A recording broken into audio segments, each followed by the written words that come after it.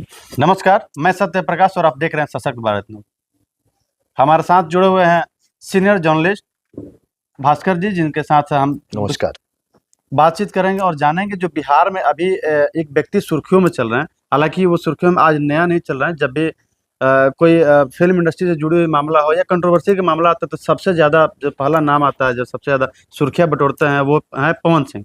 पवन सिंह आज राजनीतिक गलियारों में सबसे ज़्यादा चर्चाओं का विषय बने हुए हैं, क्योंकि अभी बिहार में विधानसभा चुनाव भी है और चुनाव को लेकर जो कयास लगाए, जो अंदाज लगाए जा रहे हैं और जो उनकी अभी सक्रियता दिख रही है, तो कहीं ना कहीं चर्चा का विषय बना हुआ है, जिसके वजह से भी सुर्खियां बटोर रहे हैं। उन्हीं के बारे में हम जानेंगे और आगे की क्या रणनीति है, क्या बिहार विधानसभा चुनाव को लेकर चल रहा है, उनकी मानसिकता क्या है, इसके बारे में कुछ जानने और टटोलने का प्रयास करेंगे। भास्कर जी, स्वागत है आपका। बहुत बहुत धन्यवाद सत्य प्रकाश जी। देखिए, जिस शख्स की आप बात कर रहे हैं, पवन सिंह की बात कर रहे हैं जी। शायद, जितना मैं समझ पाया। और पवन सिंह वो नाम है जो भोजपुरी सिनेमा में एक जाना पहचाना चेहरा है, और राजनीति में भी अगर देखा जाए तो निर्दलीय के रूप में पिछले जो लोकसभा चुनाव हुए 2024 के, उसमें खूब सुर्खियां बटोरा पवन सिंह ने। चूंकि सुर्खियां इसलिए बटोरे पवन सिंह कि उनके वजह से उपेंद्र कुशवाहा चुनाव हार गए। आप इस बात को याद होगा कि लगभग 2.5 लाख के आसपास वोट पवन सिंह को मिला था, और उस वोट के बदौलत उपेंद्र कुशवाहा वहां से हार गए, जिस लोकसभा क्षेत्र से वो चुनाव लड़े थे। तो सबसे बड़ा चर्चा का विषय ये है कि सबसे पहले जब पवन सिंह मुलाकात करते हैं तो किससे करते हैं मालूम है आपको? उपेंद्र कुशवाहा से। और बड़ा जोर शोर से चर्चा होता है, क्योंकि राजपूत बिरादरी से आते हैं पवन सिंह, और इस बात को लेकर एक राजनीतिक गलियारों में खूब चर्चा होती है कि पवन सिंह उपेंद्र कुशवाहा के साथ चुनाव लड़े, तो फिर उपेंद्र कुशवाहा से जाके उनके साथ क्यों मिले। चर्चा तो इस बात पे हुई कि जो सौहार्द होता है, एक राजनीतिक संस्कार है कि जब हम अपने से बड़े लोगों के साथ मिलते हैं तो पैर छूते हैं। तो इस बात को लेकर भी खूब चर्चा हुई कि पवन सिंह गिर गए जाके उपेंद्र कुशवाहा के चरणों में। फिर उसके अगले दिन पवन सिंह की मुलाकात होती है अमित शाह से।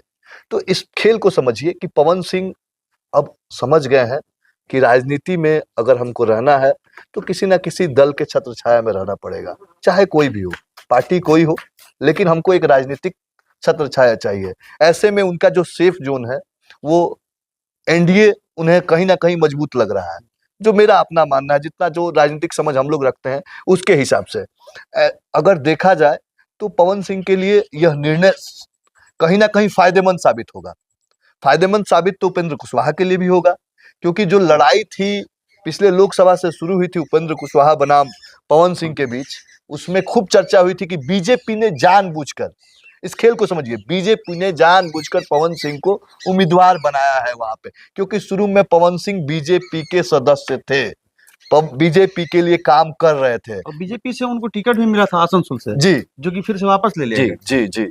तो उस समय यह खूब चर्चा हुई थी कि पवन सिंह बीजेपी के टिकट को लौटा दिए थे, और तब पवन सिंह ने घोषणा किया था कि हम कहीं ना कहीं से निर्दलीय लड़ेंगे। इस बात को लेकर खूब चर्चा हुई, और उपेंद्र कुशवाहा के मन में कहीं ना कहीं यह जरूर था, एज ए राजनीतिक पार्टी के नेता के तौर पे और राजनीतिक विरोधी के तौर पे हम भी इस बात को मानते हैं कि जब अगर आप किसी दल के प्रति बहुत सक्रिय हैं और चुनाव में उसी दल के संगठन, उसी के साथी के नेता के खिलाफ निर्दलीय चुनाव लड़ जाए और जिसके वजह से हार हो जाए, तो बहुत बड़ा चुनौती तो है, इससे इनकार नहीं किया जा सकता है। इस पूरे गणित को समझिए सत्य प्रकाश जी। गणित ये कह रहा है कि बीजेपी पवन सिंह को तो लेना चाह रही थी, लेकिन उसने मिलवाया मिलवाया किससे? सबसे पहले उपेंद्र कुशवाहा से, क्योंकि उपेंद्र कुशवाहा के मन में ऑलरेडी इस बात को खटास था। तो सार्वजनिक तौर पर बीजेपी ने यह दिखाया कि उपेंद्र कुशवाहा भी हमारे लिए बहुत इंपॉर्टेंट है, कुशवाहा समाज से आते हैं, कुशवाहा वोट वर्ग में उनकी एक अच्छी वोट बैंक है, इससे इनकार नहीं किया जा सकता है। और विधानसभा चुनाव में उस वोट बैंक पर पैनी नजर है बीजेपी की।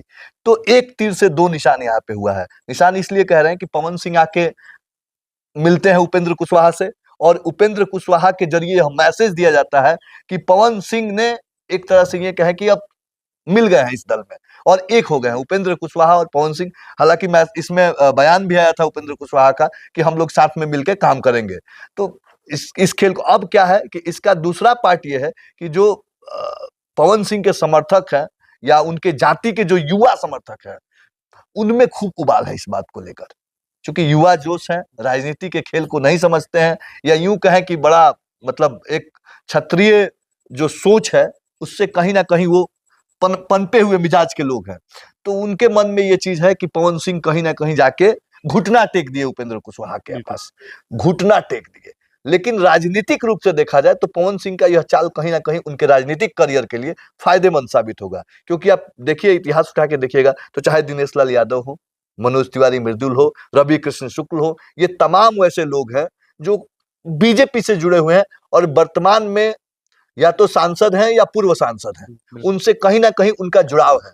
तो इससे कैसे आप इनकार कर सकते हैं कि पवन सिंह इतने नासमझ हों कि बीजेपी के खिलाफ जाके, किसी दल के खिलाफ जाके निर्दलीय चुनाव लड़ लें और मजबूती से उभर जाए।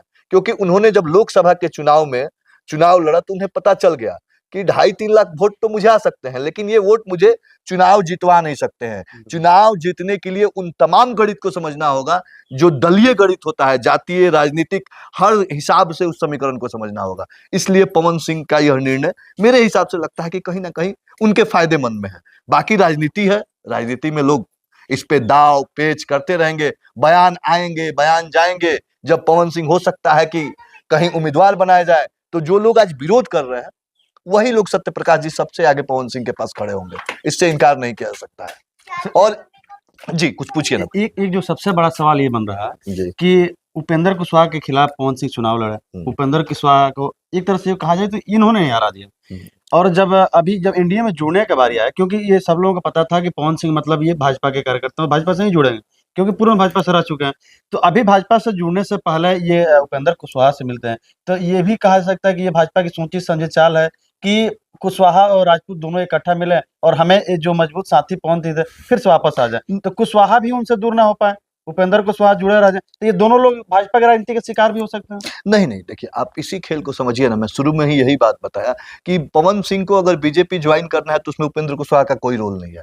पवन सिंह जाएंगे, अमित शाह भी उनको पहचानते हैं और क्षेत्रीय दल के जितने बीजेपी के बड़े नेता हैं सब जानते हैं। पवन सिंह एक ऐसे चेहरा है जिन्हें अपनी पहचान की जरूरत नहीं है। तो ऐसे में चूंकि उपेंद्र कुशवाहा उस घटक के सहयोगी पार्टी है एनडीए गठबंधन के, तो उपेंद्र कुशवाहा के साथ मिलने का मतलब ही यही है, यह संदेश देना कि जो भी हुआ वो छोड़ दीजिए, नए सिरे से शुरुआत कर रहे हैं, इस गठबंधन में सबका स्वागत है और जो हमारे लिए लड़ेगा हम उसके लिए तैयार हैं।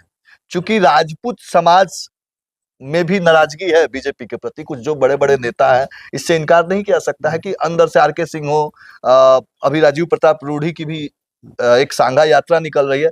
तो इन सब चीजों के पीछे एक मैसेज तो जाहिर है, राजपूत के बड़े चेहरा है पवन सिंह, राजनीतिक रूप से भले ही ना हो लेकिन नामचीन चेहरा अगर देखा जाए राजपूत जाति में तो पवन सिंह का आता है, उससे इनकार नहीं, एक बड़े चेहरा है पवन सिंह, तो उसका फायदा बीजेपी को मिलेगा।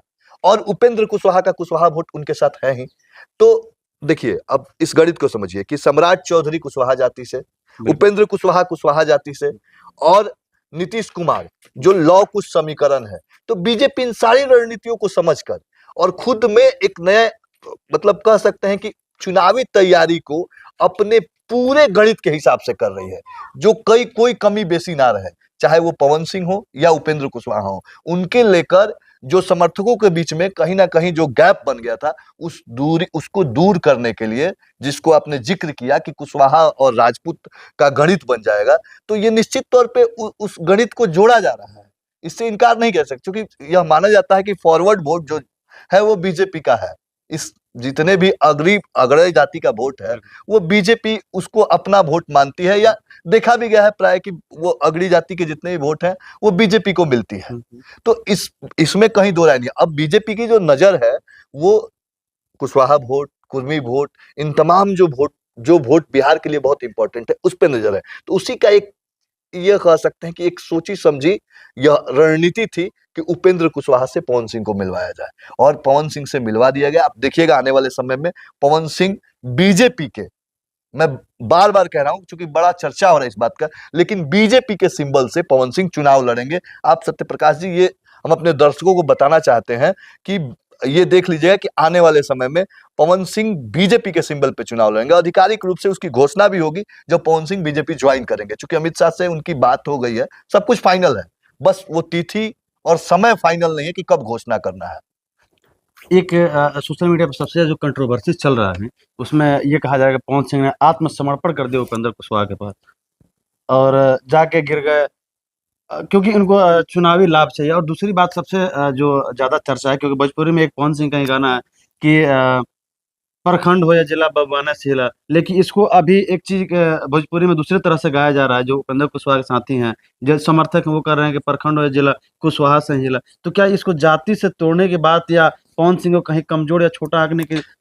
देखिए, पवन सिंह कोई कमजोर चेहरा नहीं है और ये बात आप भी जानते हैं, जितने लोग भोजपुरी समाज के हैं वो सब जानते हैं। ये परिचय के मोहताज नहीं है पवन सिंह।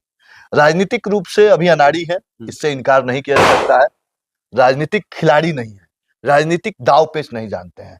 चूंकि आपने सोशल मीडिया का चर्चा किया, तो सोशल मीडिया पे खूब चर्चा हो रहा है। हम लोग भी जो सोशल मीडिया पे देख रहे हैं, अभी सुधीर सिंह जो खूब फैन फॉलोइंग है सोशल मीडिया पे, तो उन्होंने भी अपना गुस्सा निकाला है पवन सिंह पे कि क्यों जाके वो उपेंद्र कुशवाहा के आगे नतमस्तक हो गए। तो राजनीति के खेल जो समझते हैं उनके लिए ये कोई मायने नहीं रखता है। और ये सब चीजें अगर आप मीडिया हाइप में नहीं बना रहेगा, तो फिर आप और हम चर्चा किस विषय पे करेंगे? बिल्कुल। ये चर्चा का विषय है। क्योंकि पवन सिंह, हो सकता है कि इसमें भी एक चीज हो कि भाई जानबूझ के कंट्रोवर्सी पैदा किया जाए ताकि खूब चर्चा हो, पवन सिंह और इस चीज से उभरे राजनीतिक रूप से। इस खेल को समझिए ना कि ये सारी चीजें राजनीति में बने रहने के लिए आपको चर्चे में रहना बहुत जरूरी है। और चर्चा में कौन रहेगा? जिसके खिलाफ कोई बोलेगा, जिसके पक्ष में कोई बोलेगा, तो कहीं ना कहीं आपके खिलाफ और पक्ष वाली बात आएगी, तभी तो आप चर्चा में। तो इससे कोई फर्क नहीं पड़ने वाला है। फर्क इस बात से पड़ने वाला है कि अगर पवन सिंह आते हैं तो उससे बीजेपी को कितना फायदा हो रहा है। और निश्चित तौर पे वो क्षेत्र जहां से पवन सिंह ने लोकसभा में चुनाव लड़ा था, पिछले लोकसभा के चुनाव में, तो नुकसान हुआ था एनडीए गठबंधन को। वो नुकसान हो सकता है कि पवन सिंह अगर बीजेपी में आए तो विधानसभा में कम हो, ना के बराबर हो, वो एक इम्पैक्ट आए। इससे इनकार नहीं किया जा सकता है। आने वाले वक्त में यह क्लियर हो जाएगा बहुत सारी चीजें। कहा जाता है कि राजनीति में ना कोई अस्थायी दोस्त होता है, ना कोई अस्थायी दुश्मन होता है। और इसका जीता जागता उदाहरण जो अभी बिहार में कंट्रोवर्सी चल रहा है उपेंद्र कुशवाहा पवन सिंह को लेकर देखने को मिल रहा है। क्योंकि जब 2024 का लोकसभा चुनाव था, तो उसमें सबसे प्रबल विरोधी थे पवन सिंह उपेंद्र कुशवाहा के। और अभी हाल ही फिलहाल में जाके वो उपेंद्र कुशवाहा से मिले, और सबसे ज्यादा कंट्रोवर्सी तब आया जब ये कहा गया कि पवन सिंह जाके आत्मसमर्पण कर दिया उपेंद्र कुशवाहा का। तो खैर, ये राजनीति है। राजनीतिक गलियारों में जो भी पक्ष हो विपक्ष हो, आरोप प्रत्यारोप और एक दूसरे पर कमियां निकालना, ये होते रहता है। और रही जो सबसे बड़ी बात की कंट्रोवर्सी या राजनीतिक चर्चाएं, तो ये जो चल रहा है बिहार में, ये सब केवल बिहार विधानसभा चुनाव को लेकर चल रहा है, और ऐसा चलता रहेगा। और ऐसे तमाम खबरें हम आपके लिए लाते रहेंगे। आप हमारे साथ बन रहे, जुड़े रहे और देखते रहे सशक्त भारत में। तब तक ले जय हिंद, नमस्कार। नमस्कार।